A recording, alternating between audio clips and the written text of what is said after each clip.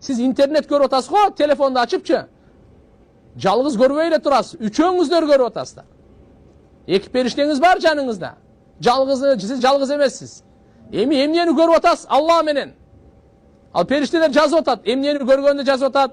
Эмнени укканды жазып атат. Эмнени сүйлөгөндү жазып атат. Кайсы жака басканды жазып атат. Бир адам базарда иштейт. Таразадан алдап атат. Сүйлөбөй эле, колу менен алдап атат. Бул жазылып атат. Жазылып атат. Сүйлөбөй эле, уурулукка басып баратат. Путу менен жазылып атат.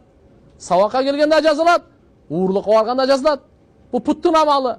Адамдын денесинен чыккан амалдардын бардыгы периштелер жазат. Тилдики эле эмес, албетте тилдики өтө көп, баарынан көп, бирок бардык мүчөлөрдөн чыккан амалдарды жазат. Периштелерге иман келтирүү күн сайын бизге керек. Иманды бекемдейли. Мен жалгыз эмесмин дейли. Учур-учурун айтып коюңуз. Периштелер жазып атасыңар.